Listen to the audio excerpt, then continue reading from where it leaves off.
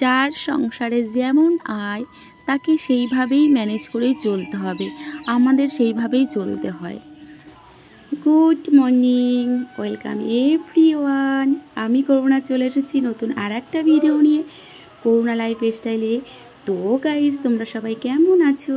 আশা করছি তোমরা সবাই খুব খুব ভালো আছো, আর আমিও ভালো আছি। বড়দের আশীর্বাদ, ছোটদের ভালোবাসা নিয়ে শুরু করে দিলাম তোমাদের সাথে নিয়ে আজকের ব্লগ। তো আজকে স্নান করার পরে তোমাদের সামনে চলে আসলাম জামা কাপড় মেলতে। তো তোমরা স্কিপ না করে আজকের ভিডিও দেখতে থাকো। আই হোপে যে আজকের ভিডিওটাও তোমাদের খুব খুব ভালো লাগবে। তো কখনো দুপুরে রান্না দিয়ে শুরু করে দিই। তো যাই হোক, আজকে স্নান করার পরে চলে এসেছি তোমাদের কাছে। তো ভয়েস করছিলাম, ভয়েস করতে করতে জড়িয়ে বৃষ্টি হচ্ছিল বলে এত আওয়াজ হলো, তো ডিলিট করে দিলাম। ফের আবারও এসেছি বিকেলে, এখন আবার ছাদে, কারণ প্রচুর গরম। তো ভাবলাম আজকে একটু ভয়েসটা করে নিয়েই ঘরে যাব, কারণ একটু আগে পাপা সোনার শর্ট ভিডিও মানে চ্যানেলে শর্ট ভিডিও করছিলাম, তারপরেই বৃষ্টিটা এসেছে। তো যাই হোক, আমি এবারে ঠাকুরের বাসনগুলো মেজে নিচ্ছি। আর আমার মানে কিছু দিদিভাইদের নাম না বললেই হয় না, যেমন মিঠু দিদি ভাই, তারপরে সোহেলি দিদি ভাই, সোমা দুটো দিদি ভাই, জ্যোৎস্না দিদি ভাই, আরও অনেক অনেক দিদি ভাইরা আছে যাদের নামগুলো বলতে পারছি না। তো এই দিদি ভাইগুলো আমার প্রতিদিন ভিডিও দেখে এবং সুন্দর সুন্দর কমেন্ট করে এবং আমার জন্য প্রার্থনা করে, আমার ভালো চায়। মিঠু দিদি ভাই তো কালকে বলল যে আমার বাচ্চা মানে টিউশন করে মিঠু লাইফস্টাইল চ্যানেল থেকে মিঠু দিদিভাই ভীষণ আমি তো ভীষণ মানে কী বলবো, দিদিভাইয়ের ভিডিও ভীষণ ফলো করি। দিদিভাইও আমাকে ভীষণভাবে ভিডিও দেখে এবং কমেন্ট করে সুন্দর সুন্দর। আমার ছেলের জন্য বললো একটু ভালো প্রোটিনযুক্ত খাবার খাওয়াতে। তো দিদিভাই ও না একদম খাবার খেতে চায় না, সে কী করবো বলো, জোর করে এখনও খাইয়ে দিতে হয়। তো যাই হোক, ঠাকুরের বাসনটা আমার মানে মেজে নেওয়া হয়ে গেছে। আর কি বলো তো, টাইম শর্ট বলে না, আর আমাদের এখানে নোনা জল, যার কারণে না লাল হয়ে যায় ঠাকুরের বাসন। তাই পিতাম্বারি যেটা ওটা দিয়ে মেজে নিই, কিন্তু ওদের ঠাকুরের বাসন ক্ষতি হয়ে যায়। ওটা তো একটা অ্যাসিড মতন, গ্লাসগুলো সব লিক হয়ে গেছে, নতুন করে গ্লাস কিনেছি আবারও। তো ফুল গাছে নেই, ঠাম্মা তুলে রেখেছিলো, ঠাম্মার কাছ থেকে নিয়ে আসলাম।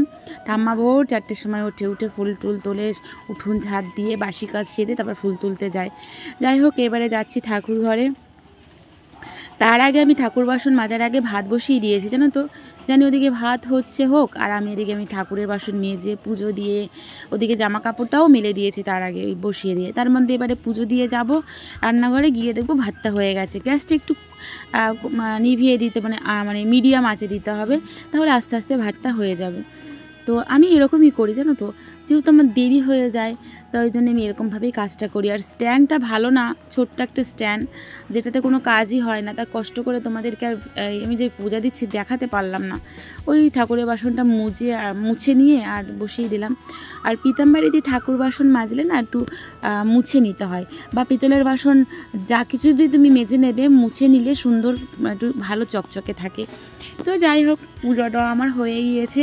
আর জানো তো, আমার ঠাকুরঘর আমার যেরকমই হোক না, আমার কাছে আমার ঠাকুরঘরটা ভীষণ আমার স্বর্গ মনে হয়। আমি যখনই আমার ঠাকুরঘরটাকে দেখি আমার খুব ভালো লাগে। ঘুমের থেকেই উঠে দেখি, যেখানে যাওয়ার আগে দেখি, আমার খুব খুব ভালো লাগে, জানেন, আমার সত্যি খুব ভালো লাগে। তো তারপরে সকালে ওদিকে ভাত হয়ে গেছে, আর মানে এখনও ভাতটা নামিয়ে মানে উবুর দেয়নি। এদিকে ডিম সিদ্ধ, আর এদিকে বেগুন ভাজাটা বসিয়ে দিয়েছি, আর ওদিকে আলু সিদ্ধও আছে। এটা দিয়ে সকালে খাওয়া হয়ে যাবে। আর তোমাদের দাদাভাই বাজার থেকে নিয়ে এসছে ঝিঙে, বেগুন, পটল আর হচ্ছে কলমি শাক। তো আজকে ঝিঙের ঝোল করব। তো মোটামুটি খাওয়া দাওয়া সব কিছু সারার পরে এই সবজি কেটে নিয়েছি, দেখো কলমি শাক বেছে নিয়েছি, ঝিঙে কেটে নিয়েছি, আর লঙ্কাগুলোর বোটা ছাড়িয়ে নিলাম, নাহলে লঙ্কাগুলো সব নষ্ট হয়ে যাচ্ছে। তারপরে নোংরাগুলো সব পরিষ্কার করে নিচ্ছি। এটা করছি অনেকটা পরে, কারণ বাবার সঙ্গে স্কুলে চলে গেছে, খেয়ে নিয়েছি, বাসন ধুয়েছি, ওই জামা কাপড়গুলো আবার ছাদে দিয়েছি, মানে জল ঝরে যাওয়ার পরে ছাদে দিতে হয়। তো মোটামুটি সেইগুলো করার পরে এই কাজগুলো করেছি, সবজি কাটাটা। তো সবজি টবজি কেটে ধুয়ে নিয়ে এসেছি, ধুয়ে নিয়ে আসার পরে চলে এসেছি রান্নাঘরে। আর রান্নাঘরে দেখো মাছ আজকে ছিল কাটাপোনা সীতাহার মাছ। তো এই কড়াতেই আমি বেগুন ভেজেছিলাম, সেই কড়াতেই আমি মাছটা ভাজা বসিয়ে দিয়েছি। আর মাছে না আজকে ডিম আছে, পাপার জন্য মাছের ডিম খেতে ভীষণ ভালোবাসে। ও এমনি ডিম খেতেও ভালোবাসে, কিন্তু সিদ্ধ ভাজা ডিম খেতে অত ভালোবাসে না। রান্না ডিম খেতে ভালোবাসে, কিন্তু ভাজা ডিম খেতে ভালোবাসে না। তো মোটামুটি মাছ ভেজে নিচ্ছে, বেশি মাছ রান্না করব না, এই মাছগুলো রান্না করবো আর কিছু মাছ ভেজে রেখে দেবো ভক্তর জন্যে। ভক্তবাবু আমাদের আবার মাছ ছাড়া ভাত খায় না, জানো তো। আমরা নিরামিষ খেয়েছিলাম কদিন, তাই খেয়েছে, ওর জন্যে মাছ মাংস ছিল। তো তারপরে দেখো 5 ফোড়ন, শুকনো লঙ্কা আর তেজপাতা ফোড়ন দিয়ে দিয়েছি আলুগুলো। তো ঝিঙের ঝোলটা তোমাদের দাদাভাই ভীষণ ভালোবাসে, ঝিঙে পেঁপে কলা। আমার কিন্তু একদম ভালো লাগে না ঝিঙে পেঁপে কলা, জানি না আমার কেন ভালো লাগে না। তো আমার এই সবজিগুলো ভালো লাগে না, তো এই খেতে হয়, মানে অন্য কিছু হলে আমি আর খেতাম না আর কি। তো যাই হোক, দেখো পাখি ডাকছে কত, মানে আমাকে ছেঁকে ধরেছে পাখিগুলো। আমি ছাদে ভয়েস করতে এসেছি, তো ওরা আমাকে ডাকছে, দেখো পুরো আমার সামনে সব। যাই হোক, এডিট করা হয়ে গেছে, না হলে ভিডিওটা করে তোমাদের শেয়ার করতাম। তো তারপরে ঝিঙেগুলো দিয়েও আর এদিকে জিরে বাটা আদা বাটা দিয়ে কষিয়ে নিলাম, আর কাঁচা লঙ্কা দিয়েছি। একদম পাতলা ঝোল হবে, এরকম তরকারি খেলে না শরীরও ভালো থাকে। তো দিদিভাই বলেছিল তেলটা একটু কম খেতে, তো ওই জন্য একটু তেলটা কম দেওয়ার চেষ্টা করছি। তো তারপরে এদিকে গরম জল বসিয়ে দিয়েছিলাম, সেই গরম জলটাই আবার দিয়ে দিয়েছি। দিয়ে দেখো মাছগুলো দিয়ে দিচ্ছি আস্তে আস্তে। আর ঝিঙেগুলো একটু সবুজ সবুজ থাকলে তোমাদের দাদাভাই বেশি ভালোবাসে, পুরো একদম গলে নেতিয়ে গেলে ওটা খেতে ভালো লাগে না। তো সব মাছগুলো দিয়ে একটু ঢেকে দিলাম। তারপরে দেখো, আর আমি একটু জিরে ভাজার গুঁড়ো দিই, সেটা দিতে তোমাদের দেখাতে ভুলে গেছি। তো তারপরে তরকারিটা নামিয়ে কড়াটা একটু জল দিয়ে ধুয়ে নিয়েছিলাম, ওই কড়াতেই, তোমরা দেখলেই বুঝতে পারবে কড়াটা এখনও মেজে নেওয়া হয়নি। একটু জল দিয়ে ধুয়ে তারপরে শুকনো লঙ্কা ফোড়ন আর রসুনগুলো খুব বড় বড়, তাই জন্য একটু কুচিয়ে কুচিয়ে নিয়েছিলাম, নিয়ে এবারে খুন্তির সাহায্যে একটু কেটে কেটে দিচ্ছি। এবার কলমি শাকটা ভাজা করে নেবো, কারণ তোমাদের দাদাভাই সকালে মুড়ি খেয়েছে, ও আজকে একটু সকাল সকাল রান্না করছি, ও তাড়াতাড়ি ঘুমাচ্ছে, ঘুম থেকে উঠেই খেয়ে নেবে, আমরা পরে খাবো। তারপরে কলমি শাক দিয়ে দিয়েছি। আর দেখেছো দিদিভাইদের বলছি, আমি কিন্তু একদম শাক ভালো কাটতে পারি না। অনেক দিদিভাইরা আছে খুব সুন্দর সুন্দর করে শাক কাটে, আমি কিন্তু একদমই পারি না। যেটা পারি না সেটা পারি না, সেটা আমি স্বীকার করি। কিন্তু আমার মা খুব সুন্দর একদম মিহি মিহি করে কাটে। তো তারপরে নুন আর লঙ্কা দিয়ে দিয়েছি, দিয়ে ভালো করে ভেজে নিচ্ছি। যেহেতু আজকে কোনো রসুন পেঁয়াজের তরকারি নেই বলেই রসুন ফোড়ন দিলাম, না হলে আর শাকে একটু রসুন শুকনো লঙ্কা পেঁয়াজ এগুলো দিয়ে করলে না খুবই ভালো লাগে। তো মোটামুটি এই যে শাক ভাজাটা হয়ে গেছে, শাকটাও একটু সবুজ সবুজ খেতেই বেশি ভালো লাগে, আর খাওয়াটাও উপকার। আর আমার কলমি শাক খেতে খুব ভালো লাগে। তোমাদের কার কার কলমি শাক খেতে ভালো লাগে একটু কমেন্ট করে জানিও। আর আমি যখন পাখির কলরবগুলো শুনবো না দেখবো ওদেরকে, সেটাই ভাবছি না ভয়েস করব।